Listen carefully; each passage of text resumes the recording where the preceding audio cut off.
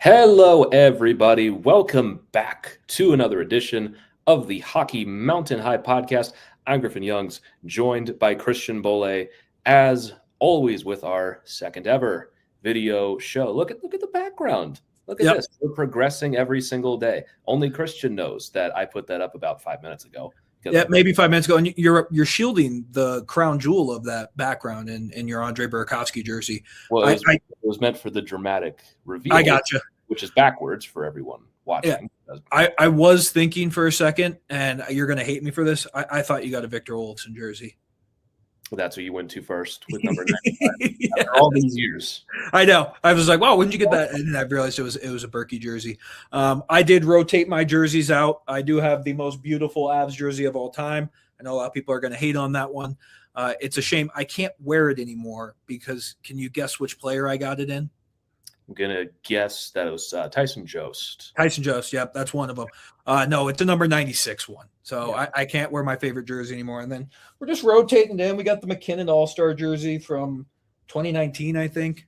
So it's a good idea with the clothes hangers. I didn't think of that. That's just hung up there with thumbtacks. Yeah, I just didn't want to that shows you how much effort I put into it. I was just like, I'm just going to grab these from my closet. So we're kind of rotating through, but I have an assortment of jerseys that I'm just going to keep rotating through, just depending on how I'm feeling. So we'll keep rolling with that. And I must say, your background is looking. It doesn't look like you live in a dungeon anymore. So I do appreciate that. So my office at work is very similar to this. It's in like a back room in a control room. It's just concrete. I've never understood people who decorate their office.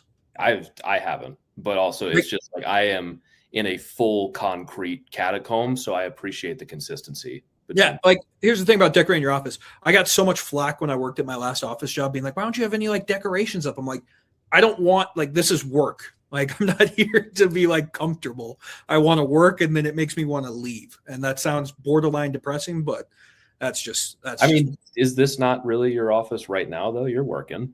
I'm working, but I enjoy doing this. So there's a difference, and I'm talking about my favorite hockey team. But I guess we can talk about the game because we've done a terrible intro. We're 3 minutes in, and we haven't even talked about it. The Avs actually lost a home game. They didn't lose in regulation, though, but they lost to the Toronto Maple Leafs 4-3 in overtime. And, I mean, here's the thing about it. They lost, but that was still a really fun game to watch. Yeah, it was a fun game. It was a frustrating game at certain points, but it's also like you consider that the Avs have played 6 games in 10 days, I believe. Trent Miner starts his second straight game. Didn't sound like Wedgwood was like really hurt, but I don't know. They just felt like he was a little dinged up, so they didn't really feel like playing him. So they keep the hot hand with Trent Miner. They're still without Landeskog. They're still without Taves. They've played a lot of hockey over the last little bit. Even then, I'd call this like a C+ game from them. Like there's a couple things to like from this game. Generally, they've played much better.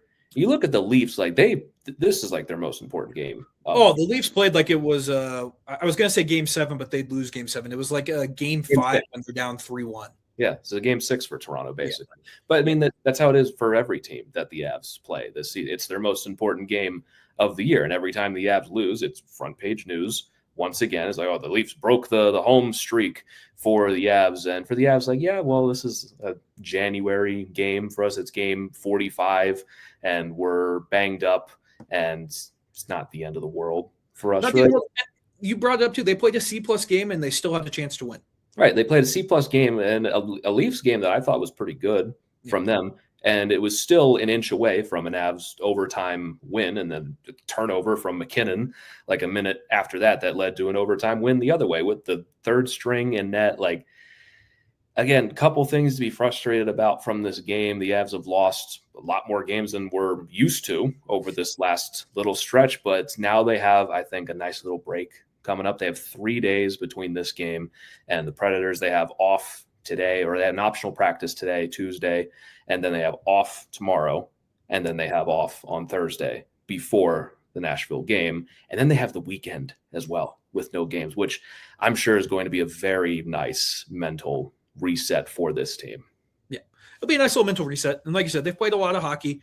They're banged up. A lot of guys are injured, and it's just you need this before you go into probably the crazy stretch before the Olympic break. You get to stay at home. They aren't traveling. Like they get 3 weeks essentially at home, which is unheard of in today's NHL. So, yeah, the loss sucks. But again, you lose in overtime. If you're going to lose in overtime. You get a point. They're still at 74 points, 11 points up on everyone in the West. Like again, there's some things you need to work on. But we've been talking about this all year. They aren't going to win every game. That's just not how hockey works. There's sometimes the puck's not going to bounce your way. You're not going to have your A+ effort, and you're going to lose some games.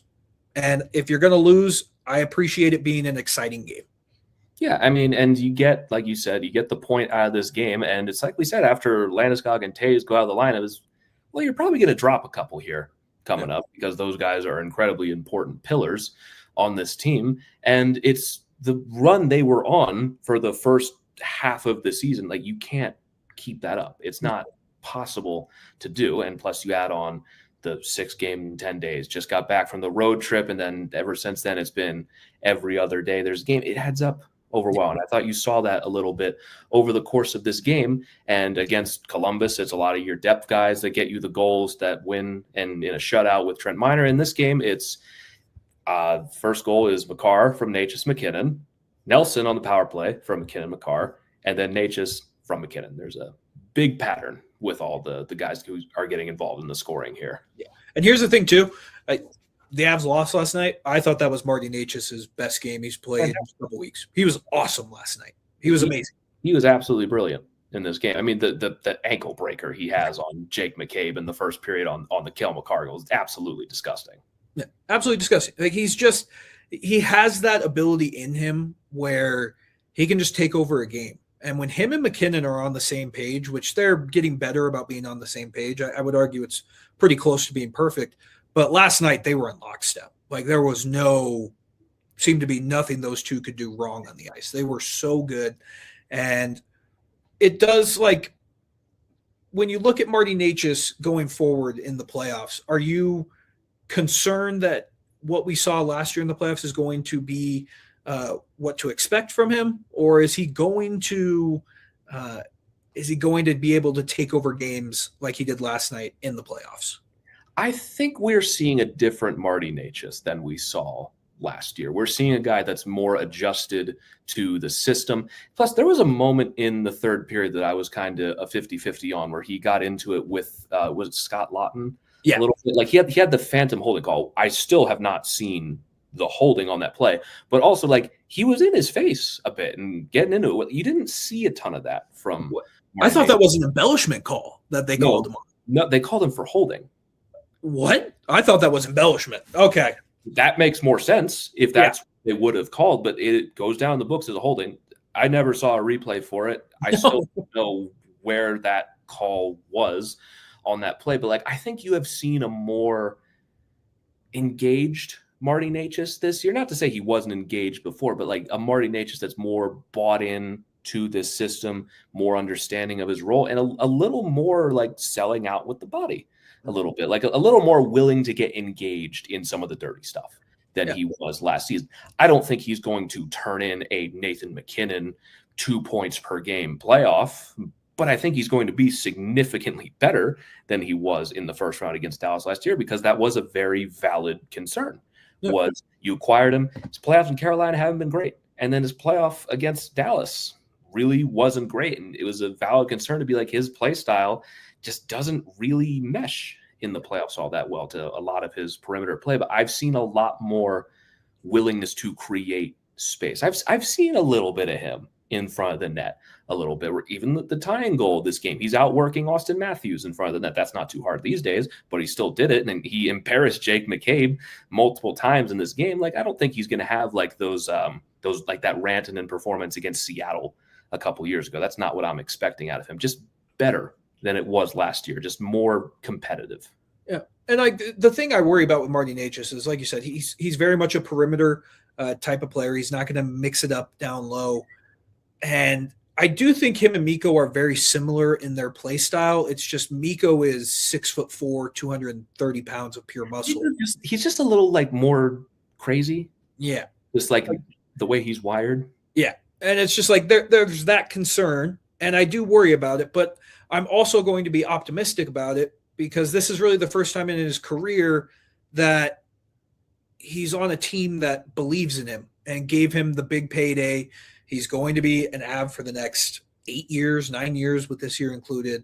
Like, I'm interested to see how he's going to play. I'm encouraged by this game because, like I said, he was willing to get down low. He was willing to mix up in front of the net. And I also do think it's going to help with when Landeskog's back. If you put Landeskog on that top line, I think that creates so many more opportunities for a guy like Marty Necas to be on the perimeter because a lot of teams are going to be focused on Gabe screening in front. And I do think that Marty's going to be able to not wheel and deal like he did last night. Like that play where he undresses McCabe is not going to happen in the playoffs, I don't think. Not many times. Maybe once unless you're playing the Leafs, it's not going to happen. Which they won't. Yeah, which they won't. So I really liked Marty Necas' game last night. And you're right. He has had a little more snarl this year. It seems like he's been in a lot of skirmishes after. But I also feel like Marty Necas gets like dumped to the ice like 3 or 4 times a game. And you're just like, how did you end up in the boards? Yeah, like he's not Val Nichushkin. Like he is not a physical kind of guy. Like I'm just meaning more like the willingness to do it, like just the battle to be, because it wasn't there in the playoffs really at all last year. But now he has the extension. He's here for the long haul, and I think you've seen a lot of those just mental improvements in his game that you weren't getting that buy-in in Carolina because they wanted to trade him pretty publicly. So like, I'm sure he's trying, but you are subconsciously not all the way there. Now that he is here, fully locked in, and will be in his second playoff run to the team, like I do expect better from him. But also that comes with the money. When you get $11.5 million, I'm not just going to sit here and call you like, oh, I think you're going to be better. Like, no, you should. You should be better. That's what the money's for. That's what they're paying you to do. Yeah. I'm excited to see it. And you may be thinking, why are we talking about the playoffs? Here's the thing. This regular season, like, I don't know why the Avs don't have an X next to their name. The Avs have clinched a playoff spot. Every other team in the NHL right now is in double-digit regulation losses. The Avalanche are at 4. They're in. Like we can talk about the playoffs. I don't think that's a jinx. I'm not talking about winning the whole thing. We're just talking about what happens when you get there. Yeah, like the Avs are going to be in the playoffs. It's just a matter of who are they going to play in the first round. And because we were looking at before, they're almost 30 points ahead of the second wild card team in the West. There was a point in time where they had lapped the Winnipeg Jets. I think they do have double the points of the Vancouver Canucks right now in last place. So like we can talk about the playoffs because it may be January 13th when we're recording this. They are going to be in the playoffs. So I want to see this from Marty Necas just continue to play like that. Because if he plays like that, like he did last night against Toronto, watch out, man. Watch out. Yeah. I mean, he was great in this game.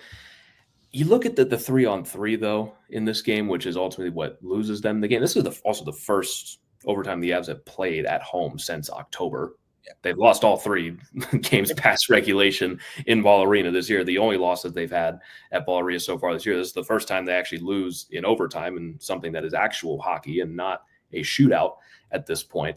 And like this is such an interesting game to look at and criticize because obviously they're missing important guys in this game. They're coming up against a very hot Maple Leafs team, and you look at it and go, well, probably a C+-ish game like we've mentioned for the Avalanche, maybe a low B, and yet you still look as like, okay, well, expected goals at 5-on-5 was 2.6 to 1.3 for the Avs, and it was 2-2 at 5-on-5 all game. They had more shots at 5-on-5 all game. You also look at some of the puck luck that happened in this game.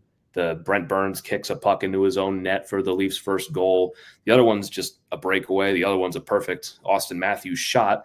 And in overtime, it's McKinnon just kind of giving the puck away, and it ended up in the back of your net. Like they didn't get dominated in this game. Like once again, they lose a game. They're still in it every step of the way, even though you can point to several aspects of this game that they can improve upon. While you look at the other side for Toronto, like a win that meant so much to them and a game that they were clearly going all out for. And we're talking about like, it was an okay game for the Avs. And here's the thing: the Leafs really did dump everything into the game last night. They're down 3-0 to the Utah Mammoth as we're recording. So, like, it's going to happen sometimes. I think Bednar said it in his post game presser. He was, I'm paraphrasing here. He was basically saying, like, if you don't play a full 60, you're not going to win. Yeah. And I mean, that's what we said coming into this game. Like, the Leafs are coming in hot. That was their 10th point in a row. Yes. I believe they were on a 10-game point streak, probably going to get snapped if they don't come back in this game against Seattle before we're done. But, like, when you have games like this, like, a lot of those mistakes, like, kind of uncharacteristic for the Avs, like the Victor Olofsson winning the faceoff on the second goal, and then Solovyov and Girard just kind of be like, oh, he's got it. And then Bobby McMahon has it and just takes it all the way up the ice for a breakaway. Just like kind of no chemistry on that play, no real communication, just three guys just assuming someone else is going to take care of it. And the turnover from McKinnon in overtime, I mean, not uncharacteristic for 3-on-3. I don't get that, but it's so funny because Nathan McKinnon is the best player in the NHL, but then once it's 3-on-3, it's a crapshoot. He could make a play where you're like, holy shit, only like two people on planet Earth can do that, or he'll turn the puck over and you're like, why is this guy on the ice?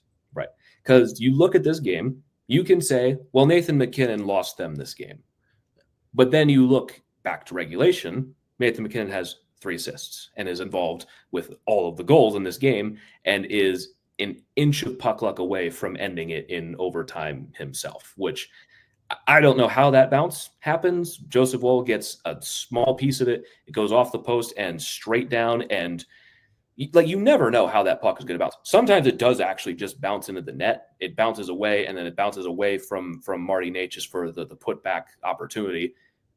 A centimeter another direction. We're talking about how the Avs continue their home win streak and they're just the best and nothing can stop them even when they don't play great. But instead, then you get a couple minutes later, the Avs survive a long shift in overtime. They bring out their big guns. They slow it down. They get it to McKinnon, and he just kind of skates. He skates it right into William Nylander. Right into William Nylander, and that's it. That's it. It was so funny.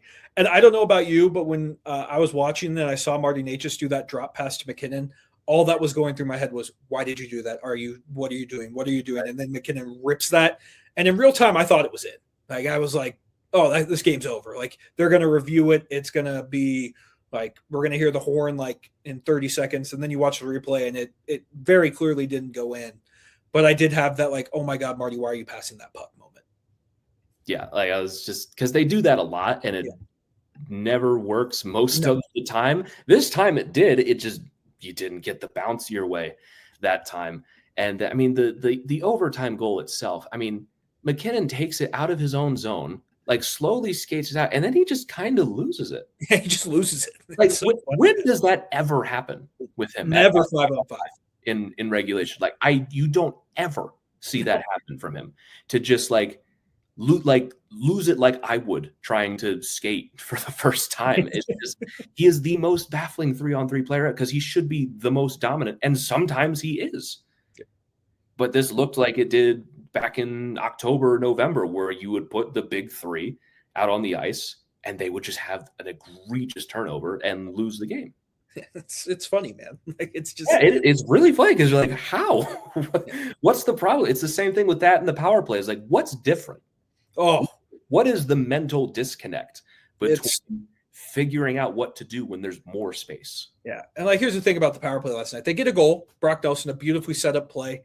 And then the second one wasn't bad in the third period. I didn't mind that one. They had a couple of chances. Where I have the problem is you get a late power play in the third period, I think with 2 minutes and 26 seconds left, something like that. You get a power play because Austin Matthews trips Marty Necas, and it was the worst power play of the night. All the good things they had done from the previous two, where they were creating passes, they were creating chances. Did they even get a shot on goal in that last one? If it wasn't dangerous. Like, they were clearing the puck themselves. That play by, like, you know, it's bad when Arturi Lehkonen, who's like the most fundamentally sound player, just he cleared it himself. Like, he did a drop pass to no one. Yeah, and it happened like 3 times. Like, everything in this game should have been leading to that power play winning it in regulation. because you go towards like the sequence of events in the third period where you get the great shot from Austin Matthews that gave the Leafs the lead, the grin with the crowd and the people flipping them off that you're now seeing in the GIFs everywhere, the aura and hype moments and nothing behind it with Austin Matthews. Then you get Marty Necas beating him in front of the net for the tying goal set up by McKinnon about 2 minutes later in the game. And then Matthews trips Marty Necas with 2 minutes left, basically. Should have been all momentum in your corner. At very least, like, not the worst power play you've had, I think, in weeks, basically. Like, it was just the most dead power play they've had, where it just feels like every time they do get a power play goal and something manageable on the power play, they can't just get out of the game with that positivity. They can't just follow it up with 2 decent power plays, even if you don't score. The Leafs have been, I think, the best penalty kill over the last month and a half or so. I believe there's no shame in that, but the Leafs did no work on the last penalty kill. That was all you. And just, they can't get out of the game with any positivity for the power play, even when they do score, because then you can look at the first one and say, yeah, but that wasn't really a plan. You got it in 5 seconds. It was the first try. Yeah. It was the first try. It was a set play, which was a great set play. It worked, but it's just, again, like I thought their second power play in the third period, it was good. They didn't score. Like I loved your tweet about it. Like, we've seen a lot of bad power plays this year. That wasn't one of them. Like it was dangerous. They had a couple chances. They didn't lose momentum from that power play. Right. And sometimes that's just been my bars. Like you don't have to score on every single one. Yeah. The best power plays operate at like 25% most of the time. You're only really going to score on 1 to 4 of them. Just don't give up shorthanded goals like you're tied for the league lead for, and don't get absolutely nothing out of it. Get a couple shots, make them work for it a little bit, tire them out a little bit, make sure they like are worried about taking penalties, because it feels like most of the time teams would prefer to put the Avs on the penalty kill than play them at 5-on-5. Yeah. And that third one was just so bad. And like, part of me was like, oh, maybe they'll actually score. But deep down, I was just like, this is going to be just, we're guaranteed overtime at least. Like, that was my thought. We'll get a point out of this. Yeah. I was like, all right, we're getting a point because they probably won't score on this. So, yeah, it just sucks because, like you said, they get the early power play goal and you're thinking, okay, they can build off this. And then they finish 1 for 3 for the night. Right. So, like, on paper, that's not bad. Like, not the worst thing in the world. I mean, technically, that first one helped get you a point in this game. And you, I think, split your power plays and you killed 2 of them on the other side. And you come out of it with a push on special teams. Yeah. And I think for this game, this feels like one of there hasn't been many games this year where it feels like the other point got away, because a lot of their overtime losses have been comebacks and being able to work their way back into the game. Like, well, we'll take a point out of this game. Like this felt like one was like, they should have gotten both. Out of this one. This one kind of did feel like leaving a point on the table. Plus, it sucks to lose the streak. Like if you score, you tie the record, and then you have a chance to break the franchise record against Nashville on Friday. Instead, you come a game short. I think that's where a lot of that frustration lies. Oh, here's the thing too. We called it. We knew exactly. If you go back and listen to last week's episode, we're like, they're going to beat the Blue Jackets, and then they're going to lose to the Maple Leafs. No, I think we said it was Nashville. Was it Nashville? I think we said they'd tie it, but the central opponent is when things get weird. However, there is a small story. We might have mentioned last episode we were thinking about going to this Maple Leafs game, and I thought about it a little bit. I'm like, we're about to tie the home record. If I go to this game and they lose, all of the goodwill I get from finally going to a game that they win is immediately gone. It's immediately gone. Because for those that don't know, I obviously just moved here a couple months ago full time. I lived on the East Coast for a long time. The last time I was able to go to Avs games at Ball Arena was 2022 when they won the Stanley Cup. Great. Awesome. That's good luck, right? So the Avalanche, they lost 4 games in that entire run. 3 of them were home games. Do you want to guess the games I went to? You went to 2 of them. I went to all of them. Oh, you went to all of them? Yeah. Remember? Game 2. Oh, yeah, the 4th loss we watched at Sportsbook. Yep, you're right. Yeah, I mean, obviously I didn't go to the one in Tampa, but like all the home games, Game 2 against St. Louis, Game 5 against St. Louis, and Game 5 against Tampa in the Stanley Cup Final. Those were the only ones I was there for. So for the last couple of years, I've just had that hanging over my head while I was back on the East Coast. So when they finally won the game I went to against New Jersey, it's like, okay, off the board. So then it kind of came to, well, we're on a home streak right now. If I happen to go to the one they lose, all that's gone. So I might as well just wait. Well, and your one win was the Devils game where the Avs went up, what, 5-0? It was 5-0, and then it was 5-0. like 5-4 in like 5 minutes. Yeah, like it was just like, well, this would be hilarious if you lost. So you don't have to worry about that for the next game. We're for sure going to the game against the Capitals on Martin Luther King Day. We will be there for that one. And it's just going to be I do think there's a little bit of a weight lifted off your shoulder. A little bit. It was just like, okay, well, now it's not my fault. Yeah, it's not your fault. I loved it. You texted me that at like 11:30 last night, and you were just like, you know how I kind of stopped asking if we wanted to go to this game on Monday? I was like, yeah. I didn't want to be the one to break the streak. I was like, yeah, I get it. I figured. These are the things I worry about. Yeah, I figured that was the case. I have to pick and choose a little bit because I had a feeling the Leafs were at least going to make it interesting. And if they didn't happen to win this game, that comes back on me. And everyone's mad at me again. And now all of a sudden I'm not allowed back in the building. Yeah. And yeah, it would have been peak. Like that would have been great content for the show. But I'm also just terrible. People would have hated me. Yeah, but that would have been great. But like I do look at this game and I watch the Maple Leafs and they're fun to make fun of because they do a lot of things where they're just like they're easy to hate. I don't know if there's a superstar I've ever watched in hockey who's got to be more maddening than Austin Matthews. Right. Like because you watch him in this game and we said he's going to have a big game. He has the ability to take over a game like McKinnon or McDavid. He has the ability to. He just never seems to do it. Yeah, he has all the talent. He has all the shooting talent in the world. You see it on that goal where all they need is to set a little pick on Josh Manson, which I would be mad at not being called, but it's so inconsistently called that you really just never know. So it's not even worth being upset about. I think if Manson sold it more, they might have called it. Yeah, maybe. But it's like even then that he gets all the space he needs and like that's just a perfect shot. There's nothing Trent Miner can do on that play. Like it is a perfect corner pick. You can't place that shot any better. But then you get further in the game, and I think this shows the other side of Austin Matthews, where in the defensive end, Marty Necas gets to where he needs to go right in front of him to tie the game 2 minutes later. And then he takes what should have been a way more disastrous penalty with 2 minutes left in, according to the Maple Leafs, a very big game. Like he's so maddening because he should be in the conversation with McKinnon and McDavid. He should be. He has the talent to. He has an MVP. He has 3 or 4 Rocket Richards. Yeah, he scored 69 goals in the season. Like he should be in that category, and yet he's not. Right. And I don't even think it's quite frankly close at this point. It's not like the conversation was who's better, Draisaitl or Matthews. Like we know the answer to that. Yeah, we know the answer to that. Like it's just, I get why Maple Leafs fans, they're insufferable. They are. They are just less than I thought there would be at that less game. Less than I thought. Which credit to the Avs fans.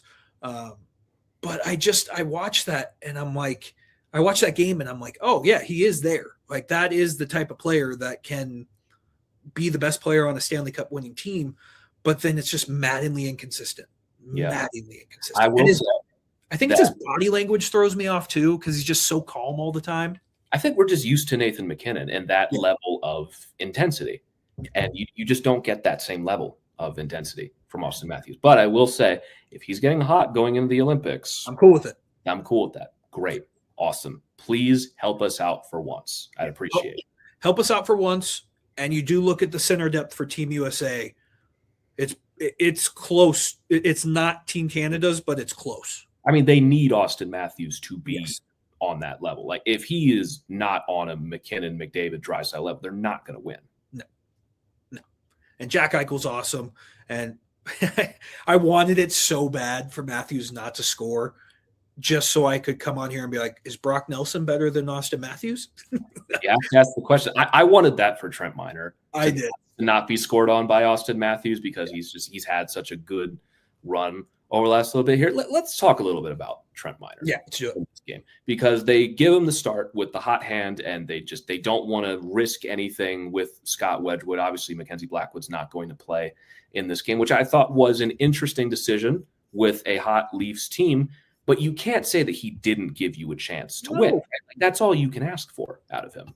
He was perfectly fine, man. And it's just, we talked about in the last episode with Trent Miner. I don't think he's ready to be a full-time NHLer yet, but he can come in for spot duty and he can perform admirably. He does make a couple of like weird pushes. His rebound control still needs to improve a little bit. But overall, man, I have no gripes with the way Trent Miner played. Like, if Brent Burns doesn't score on himself, you probably win this game in regulation. Yeah, I mean, you have Brent Burns who kicks a puck into his own net. The second goal is a free and clear breakaway from the defensive zone. Like I said, the third one's just a perfect Austin Matthews shot. You can criticize him for the overtime goal, but I also look at that and say, yeah, well, you also turned a puck over in the neutral zone that leads to a 2-on-1, knowing your third-string rookie goalie is in net. You really can't get that mad the result that, like, oh, he left the 5-hole open and didn't stop it. He also made a huge save in overtime that got you to that point. He gave you the chances to win. And if McKinnon had scored on that shot that didn't ring off the post, we're talking about, well, he did get you the win. But he, especially in a game like this, against a hot team with an elite shooting talent like Matthews, when you have your third string rookie in net, you can't be that mad about getting a point out of the game and like, oh, he let in not a great one in overtime. It's like, well, why were we here?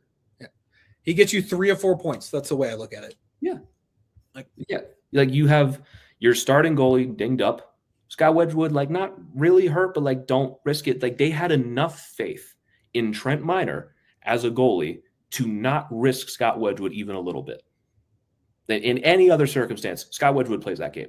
100%. But Trent Miner obviously had such a good game against Columbus and has done enough in this organization for Jared Benner to be like, yeah, you're starting against the Leafs, and didn't give up 6. Like, had a decent enough game to go out there and get you a point. Yeah. Got some help from the post. I think the Leafs hit 2 posts, but that's just hockey. I look at that as more you're in great position and the puck hit the post. So that's what the posts are there for. And I think it bounced out because you have the Brent Burns kicking the puck into the net and just a couple of the bounces that went the other way as well. It's like the karmic balance all evened out by the end of the game. Especially look at that first penalty kill that they had.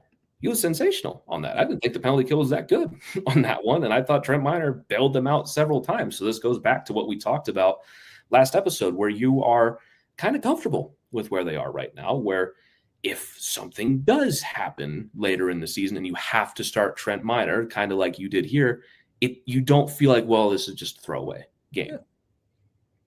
Yeah. The thing I look at with him, and it's such a different feeling of just knowing every game you go out there for the Avs, your goaltending is going to give you a chance to win. We kind of lost that after Kemper and Frankie left. And now I'm like retraining my brain to be like, whatever goalie starts, we're going to have a chance to win.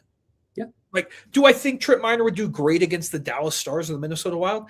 No, he's 24, 25 years old. The thing is, like, once teams get tape on him and they hear his weaknesses, they're going to light him up. Like, he's a young AHL goalie right now. Yeah. But right now he's making it work where, like, you don't want to start him more than maybe like 3 more games, like the rest of the entire season. Like, he is the emergency break buddy. If he's playing in the playoffs, like, something terrible happens. Much bigger problems at foot at this point than like, oh, well, Trent Miner, can he get the job done? It's like, well, I'm not expecting him to.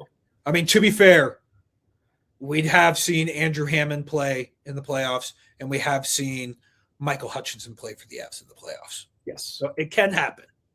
It can happen. God, do you remember that? Andrew Hammond? Good times, man. What a time. He was good in those 2 games he played too. That game 5 against the Predators, he was good in that game. He was in that game. He has some moments in the NHL. Like, before it was with Ottawa. Was that miracle run? Yeah, the miracle run where he was like 20-0-1 or something like that. 2015, right? Yeah. They were a million points out of the playoffs, snuck in basically on his back, and like at least made it a series in the first round. I remember that. And then in Game 6, he was just the Andrew Hammond we came to expect. He was so bad. He was so bad. Like, yeah, he was bad in Game 6, but he did get you to Game 6, so it's whatever, right? I didn't really blame him. And then like Michael Hutchinson, I will always just look back on that and like, yeah, you lost. Kiviranta scores the hat trick in Game 7. I don't know if that Avs team has a chance with Michael Hutchinson going up against who would they face in the conference? Vegas. That would have been tough. That would have been tough. I mean, again, you do look back on it as like, man, we really lost both goalies. And then made the 3-1 comeback. Yeah, it still made it. So it is. I look at that, and I don't expect Trent Miner to be a like a Jordan Binnington-esque run if it comes to that. But I do think if he comes in and plays another 2-3 games, he's going to give you a chance to win in those 2-3 games. Yeah. I mean, and that's how the organization feels about him. They're comfortable enough to at least play him in a game that maybe he didn't need to play in. Yeah. But we're confident enough that he can at least give them a chance, and they did. And, you didn't get great games from your depth. I feel like this is a very rare game where you can say Val Nichushkin wasn't very good in this game, and you just didn't really get a ton out of your bottom guys. You get one more goal, you win this game. This was an entirely star-dominated game, and you got, I think, just about all you can really expect out of a third string. Yeah, and the thing is we kind of did get the Jared Bednar classic. What did Bardakov, Ivan, and Brindley played, one shift in the third period, I think? Yeah. I thought we maybe passed those days, but it is just like Jared Bednar can still just press that button where he's like, sorry, fourth line, you're just not touching the ice. Yeah, and they weren't super effective in that game. Like when they earn their minutes, they're going to play. But also, as much as I love him, Gavin Brindley just hasn't had that impact lately. He was great against Columbus, but has been pretty quiet. Otherwise, he's a rookie. He's getting inconsistent. He's 21 years old, got really hot. He's going to continue to blossom into a better player. It's like this is the thing. Like you can get hot for a couple of games and show you're an NHL player. It's an 82-game grind. And that, I think, is the toughest part, especially for rookies coming into the league, is like it's every day. You got to do it every single day. You can have all the ceiling in the world. You got to do it every single day. And I think it's a good lesson for Gavin Brindley. And I think he's just going to continue to get better.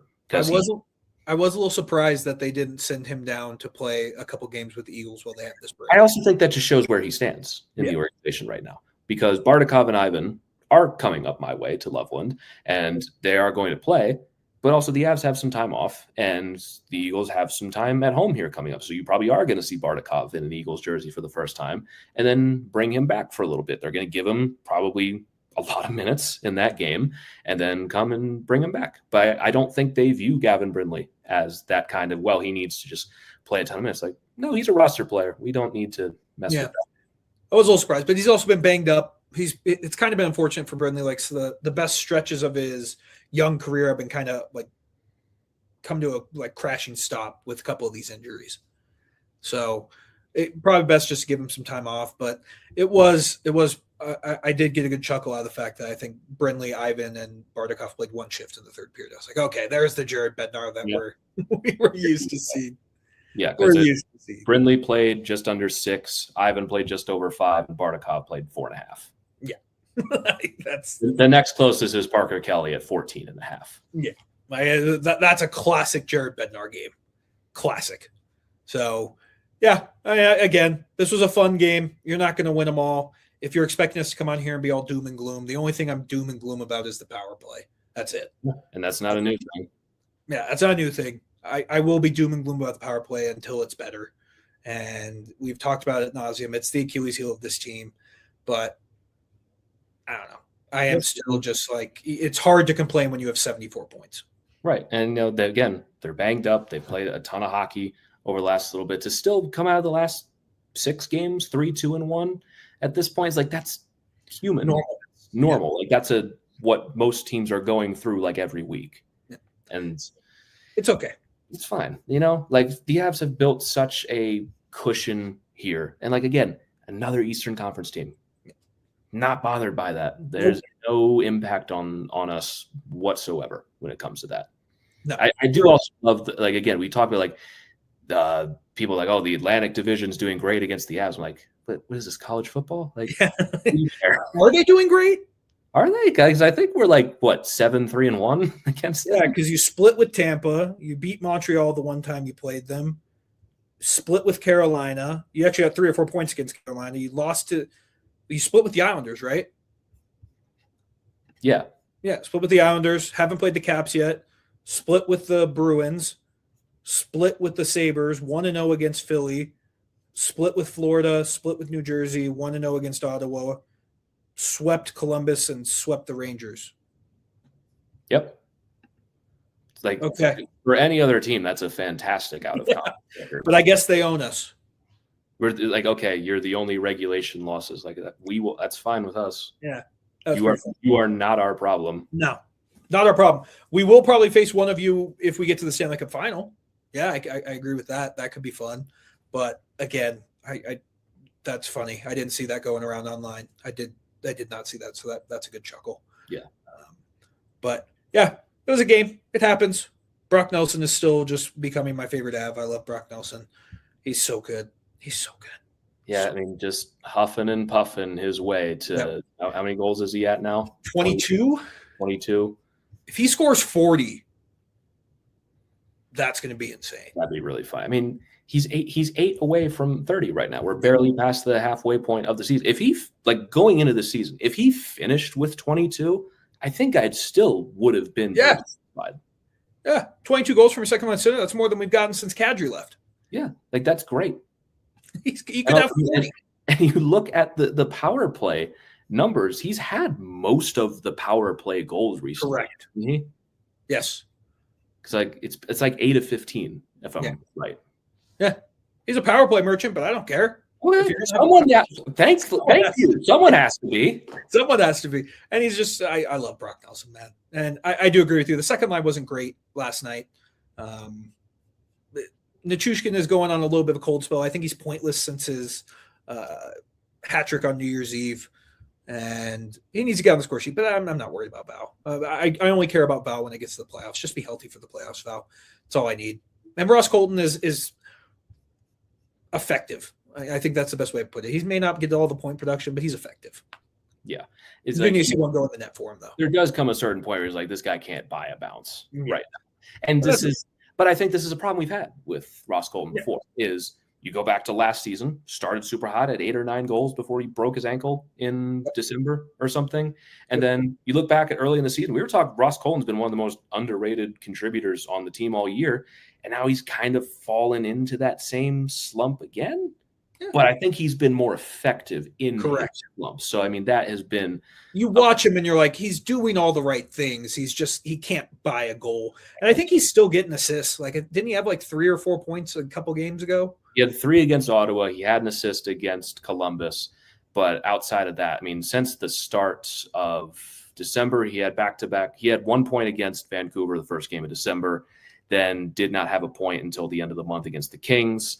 Had a point against Carolina, 3 against Ottawa, and then 1 against Columbus. Like, for a guy you're paying $4 million, you want more production out of him. I believe in Ross Colton as a player. It's just he's got to avoid these. And it has been multiple times that he has fallen into these scoring slumps. I just like how his play has been off the puck this time than this time last year, where he just wasn't. He was not existing. You didn't know he was on the ice. He wasn't doing much of anything. So, yeah, the second line will be better. But, again, it's a loss. It's going to happen. That was the Leafs Stanley Cup. So, yeah, I mean, again, it's front page news every single time. And you see just how much other teams put in when they play the Avs, especially when they have these long home win streaks and these point streaks. Every team comes in being like, this is our biggest game of the regular season. This is the measuring stick team, because the Avs have been that team all year. Florida hasn't had that chance to have that, like, defending 2-time champ aura because they were hurt even before the season began. I'm sure they'll turn into that by the time the playoffs roll around. But, like, you don't see other teams treating the Florida games like that big measuring stick game. The Avs have been that game for pretty much everyone all year. And every time someone beats the Avs, all the insiders tweet it out and they celebrate it and run it up and down and parade it all across the internet that they beat the Avs because the Avs are the team to beat. Yep. It's okay. Let them have it. And that's fine because, I mean, again, the Avs are not going to bring it every night. No team brings it 82 straight games. And you are getting most of the time every other team's best when you are at this level. They are coming into that game more locked in and focused. So once again, a game that I felt was like a C plus B minus game from the Avs going up against probably like A minus game from the Leafs. For that to be the Leafs needed to have the puck bounce down off the post and the other way and a McKinnon turnover in overtime for them to win that game, I'm not super bothered by that. I'm really not. I mean, again, the Avs are not playing as well as they did a month ago. No. But also they're missing very important players, have played a lot of hockey, and I want to see how they are out of this break coming up. Because, again, we might never see the Avs play that well again, like in history. Looking back at that first half of the season stretch, that might never happen again. So it is almost unfair to continue to expect that standard from them. People will. They will, because that's just how everything works. I always find it way more amusing that people have way more to say about an overtime loss to Toronto than they do about a shutout win against Columbus, because that's how everything works. Negativity just gets more interaction. It gets the views. So except on here, wins get us more interactions. We need more negative reinforcement. Yeah, exactly. We can move off that game, talk about this game coming up on Friday. We're going to get a nice little break from the podcast too, because we'll have a couple days off before the next game.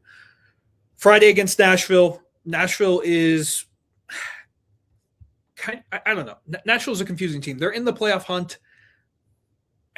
They played the Avs tough this year. I think the Avs having this much rest and the game they just play against Toronto, I don't think they win it comfortably, but I do think they win by 2 goals. I think they win like 5-3. I mean, Nashville's been a very interesting team to watch because you can rewind it basically back to that shootout game over a month ago at this point in Nashville. It's like they've been kind of on a turning point over the last little bit and have been able to beat pretty good teams. Yeah, they beat the Oilers tonight. Yeah, they beat the Oilers tonight. They actually, looking at their schedule now, have not lost consecutive games since Thanksgiving. Yeah. And they have, at very least, put together a couple of 2 and 3 game win streaks, avoiding the losing streaks here. They beat the Oilers in overtime tonight. They beat the Capitals on Sunday earlier, but then they also get shut out by the Blackhawks at home. But then a couple of days prior, they lose to Edmonton 6-2. So you're telling me, do they play another game before Friday? No, they have the same break that we do. I get 1 day in between. So here's the good news. They won. So that means it should be good news for the Avs. Yeah. Again, I don't think they win this game like convincingly, but I do think they get an empty netter and they win by 2. I think they cover. This feels like a 4-2 win kind of thing, where I think you get a McKinnon goal. I think my bold prediction for this game, every line chips in. I think top line, second line, third line, fourth line, they all get a goal. 100%. I agree with that. I mean, FanDuel has the Avs still as pretty significant favorites in that game. Yeah, it's almost not even really good money to bet on the Avs right now. Like right now, the Avs are. I'm looking at it right now. It's loading on FanDuel. They're minus 275 to win the game on the money line. Yeah. So, that's just going to be the way for the Avs the entire year. But I do think this game's closer just because it is a Central Division game. But I do think that the Avs are going to win this game. I think the break's going to come and help them. Yeah, I mean, there is also the possibility, like we've seen it multiple times, like the Avs, they just get a little bit of rest, and then they just come out and absolutely blitz another team. Like this could be like a 5-1 kind of game, kind of thing once again. But I think Nashville has kind of figured it out a little bit, put together a little bit of team chemistry to the point where it's like, okay, we got to take them pretty seriously. Like they started horribly. They have actually now worked themselves into being an above 500 team right now. And obviously you took them, I think, a little bit lightly in Nashville, and that cost you a point. Then you took them more seriously back home and beat them. You got to run that same thing back again. I still think it's going to be a little closer than people are comfortable with, but I do think the Avs are going to win. Yeah. I think the Avs are going to win. I don't think the Preds will start Jussi Sandin in this game. Yeah, don't do that to him again. I don't think that was mean. Yeah, that was mean. But I do think we see UC Saros, who does tend to play well against the Avs in this game. And it's a divisional game. There's no easy wins in this division. Like, even the bad teams in the Central Division are good. So I think it's going to be close, but I do like the Avs. Like, every time they've lost, they've responded pretty well. It hasn't happened often, but every time they do lose, it's a good response. Yeah, I mean, they've only lost 2 in a row once in regulation so far this year. Granted, it was the last time that they lost, but they've only had 2 losing streaks on the season. One of them was 0-1-3 back in October, which is just so bizarre to look back on now. And then the other one came on a back-to-back in Florida. Yep. Where it's injuries and, again, back-to-back against 2 great teams. I think they have plenty of time to rest here. I think they have a good practice, and I think they just come out and have a real solid night and get rolling again on this homestand. I'm interested to see who plays because it sounds like Blackwood is really close. Sounds like he's trending in the right direction. I think Wedgwood plays. I think Wedgwood gets it too. I think I've said for a while, I think Blackwood plays against Washington. Yep, I agree with that. I think that's more than likely the case. And that Washington game, we'll talk about it when we get closer to it. That game is going to either be like a 6-5 game or it's going to be 1-0. Or a 6-0. Yeah. Man, that Caps team is slow. Yeah, they do not match up well with the Avs. But they really don't. We'll talk about that when we get to it. So let's do some quick around the league news. We had the surprising firing of Dean Evason today in Columbus. Surprising may not be the right words, but I was a little caught off guard, and I didn't really see that many people talking about it. I know Columbus has been struggling, but to get rid of Dean Evason and bring in Rick Bowness, it kind of feels like you're just bringing in the same coach. It just feels like frustration got really high in Columbus because we talked about them last time, where it's just there's nothing really going on in Columbus right now. They haven't made any waves, and it does feel like it kind of came out of nowhere. But then you have Waddell basically being like, this has been the most frustrating year of his lengthy career. Like, I think there was expectations in Columbus this year. And you look at the state of the East, everyone's right there. And Columbus has just not been able to really insert themselves in that conversation. You really haven't seen the young guys take really any steps. I think that's the key. Yeah. I think that's the big thing is it feels like they've made no progress. Yeah. Where I think they liked actually what they got from Evason last year, and they had at least a decent season, but there's been no progress. And in the modern NHL, teams aren't patient anymore. Like they're really, even in a situation like Columbus where it's a lot of youth and still kind of a rebuild going on right now, even if they don't want to admit it, if there's no progress, like they're going to can you. That is why I'm so grateful for Jared Bednar and to be able to have such stability at coaching, because outside of that, like it's a carousel. It's a carousel. And you do look at it like you look at the jumps that Celebrini made this year, the jump that Bedard made this year. You needed to see that from Adam Fantilli, who is, I think, not the same level of prospect to Bedard and Celebrini, but he should be a 90-point guy. Right. Like he should be starting to approach that level. I just wasn't sure if Evason was ever that guy for where the Blue Jackets are at right now, where you're trying to elevate maybe some of the younger guys on this team, where Evason is a very intense man. Yes. As we know from his time in Minnesota. Sometimes I think too intense for his own good. And I just don't know if that is the right style to take with a younger team like this, because looking at Adam Fantilli right now, played 46 games. He's got 29 points. Like you're hoping for better. Last year he had 54 and he had also 31 goals, but you're not seeing him take that step into being the guy that can really carry this franchise right now, be that franchise cornerstone. I'm not really blaming him directly. I just don't know if Columbus has had the systems in place and the support in place to really help him get to that point. And that's what makes the hiring of Rick Bowness even weirder, because Rick Bowness, we know from Rick Bowness, he plays a very structured dump and chase type of game. Right. He's also 70. Yep. Retired after Retired. the job with the Jets, right? And is now just back. Yeah. He's a good coach. Don't get me wrong. I think Rick Bowness is a great coach, but I don't know what changes from Dean Evason to does Don Waddell have a different view of this team than what they actually are? I think the way the East is shaped up, where it's like you're still in it, has made him feel like they're wasting an opportunity. I mean, it's definitely the case, but it's also just you're starting to move on from some of the younger guys as well. Who was the one they traded to Pittsburgh? Yurchek? No, the one to Pittsburgh. The guy that I'm totally. Oh, I can't blame. I know Shinikov. But yeah, it was Chinikov that they eventually traded to Pittsburgh. Like they're just starting to move off of some of the other guys, and I don't know what I'm supposed to look at in Columbus and be like, yeah, a coaching switch is going to be the thing that fixes these problems. I think this is just a team that needs a stronger foundation. And if they didn't believe that Evason was going to be that guy, okay, that's a perfectly valid reason. I just don't know if there's enough structure in place here once you get past Fantilli and Werenski. And Zach Werenski, who's already 28, who's not young anymore. And Fantilli, who is only 21, it's just there's not a lot of support in this lineup. I mean, they're trying. They got Mason Marchment, but he's hurt. Miles Wood is hurt. Lundestrom is hurt. They've had a little bit of injury bad luck over the last little bit, but they don't have that higher end support talent that you've actually started to see built in San Jose a little bit, where you look at them and go, maybe not yet, but very soon that team is going to be fantastic.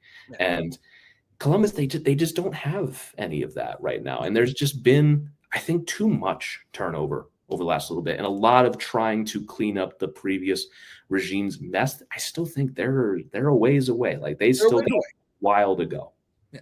And you look at Fantilli hasn't been bad, but you look at the two picks who went before him in Bedard and Leo Carlson, those guys have made the jump. And I think Fantilli has the talent to be that type of player.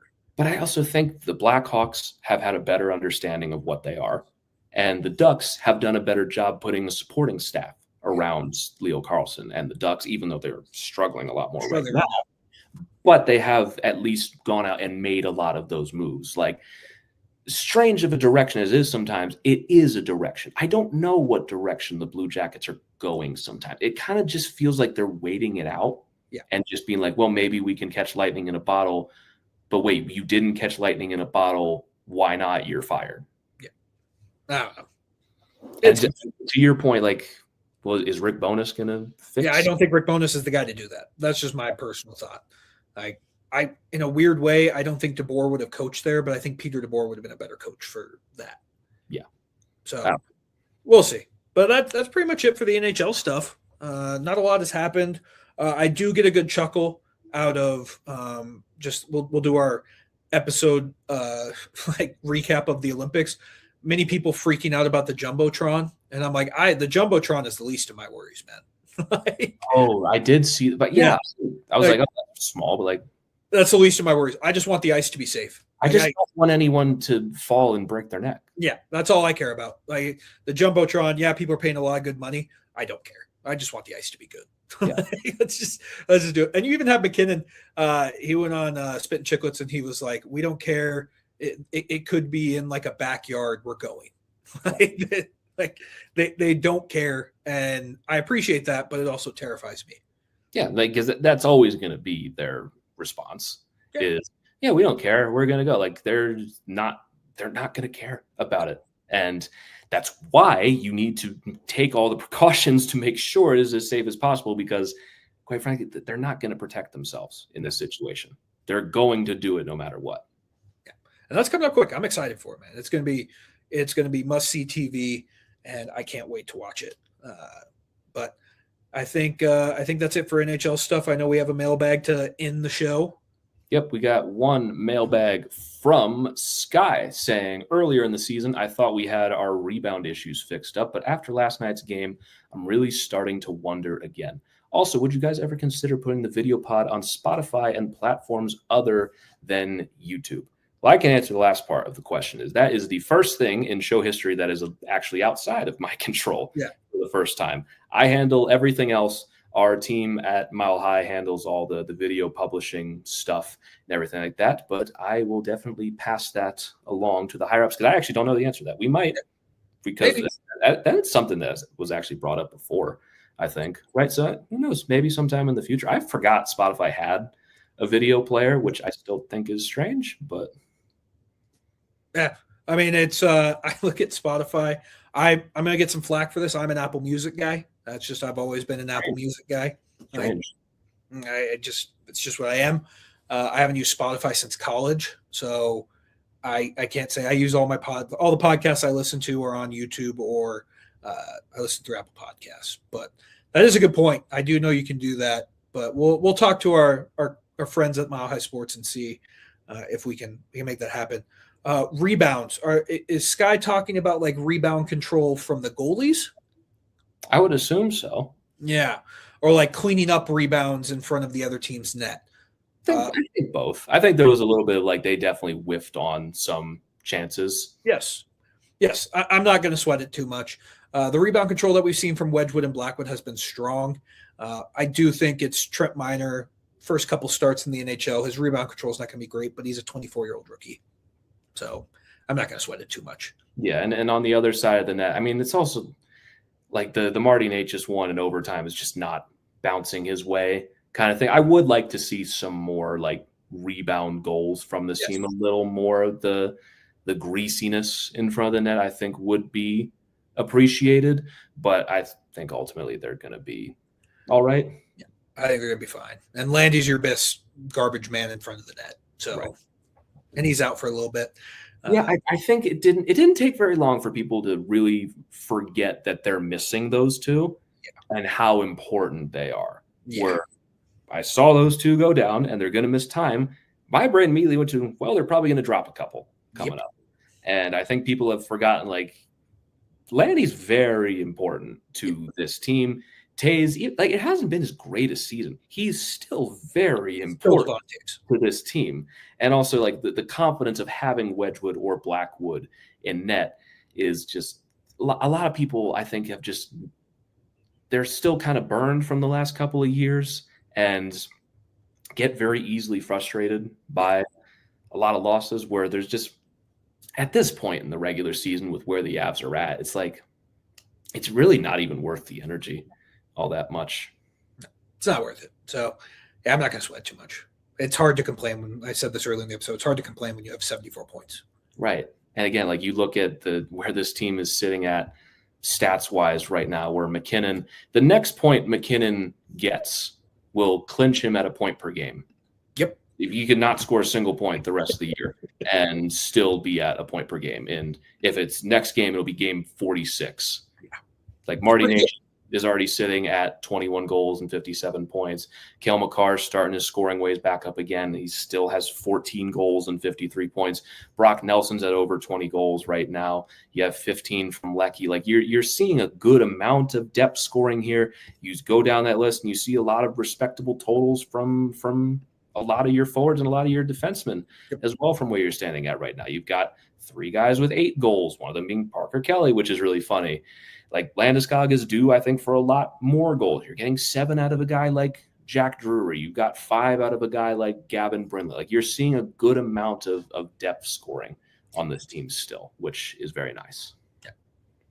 This team rocks. That's pretty much all. I'll close the episode up by saying the Avs are good. Yeah. They're going to lose games. They're fine. Yeah. They've played 22 home games. They have not lost one in regulation, which is absolutely ridiculous. Mm-hmm. They're halfway through. Halfway through their home games. If they lose every single one the rest of the way, they will finish above 500 at home. Which isn't going to happen, so I don't need to worry about that. Which isn't going to happen, but even if it did, wouldn't matter. Yeah, wouldn't matter. I will call it now. We're gonna look back on the season. They're gonna finish like 35 and like 2 and 4 on home ice. And I'm calling it right now. One of the losses on home ice in regulation will be to Chicago. Just because that's how it always goes. Do we have Chicago left? Yeah, we do still have to play them at home.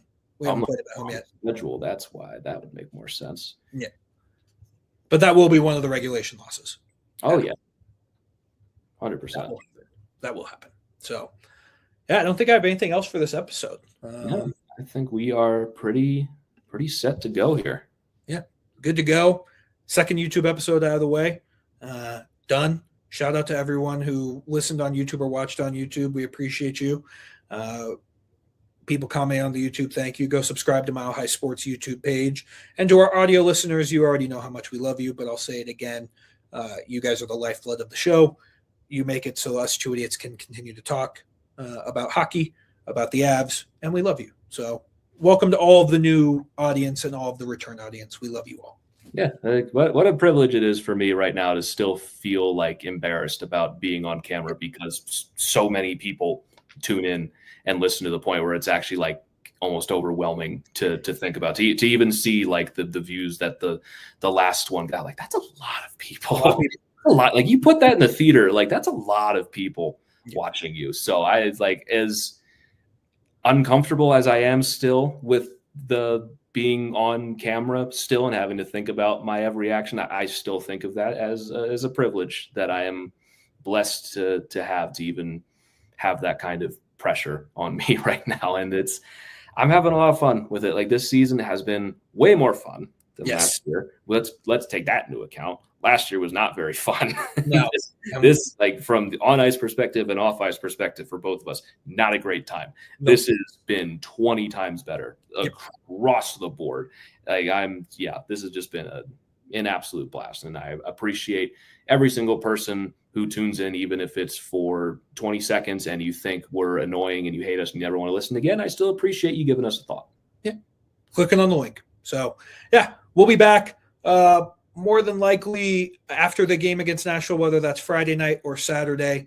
And we will talk about that. And if you're a Broncos fan listening to this, Saturday is going to be a stressful day. So just get maybe we go before Saturday. Yeah, maybe we go, because I could be in a bad mood Saturday night. Well, I just think regardless, not many people in Colorado are going to be focused on the Avs on Saturday. So we'll probably go Friday night. But, we'll be back after then. Until then, I don't have anything else, man. No, I think we are ready to wrap this one up here. So once again, thank you all so very much for tuning in. See, this is the part with the video pod that I'm actually being conscious to. When I do the intro and the outro, when we were off camera, I'm looking all over the place. I don't know why, but I always did it. Now I have to be like, I have to look into the camera when I do it, because I can't just do that anymore. But still, thank you all so very much for tuning in. If you want to follow us on Twitter, you can follow me at GR Youngs. You can follow Christian at Christian_Belay, and you can follow the show at HockeyMTN Pod. But again, thank you all so very much for tuning in, and we will catch you all next time. But until then, let's go Avs.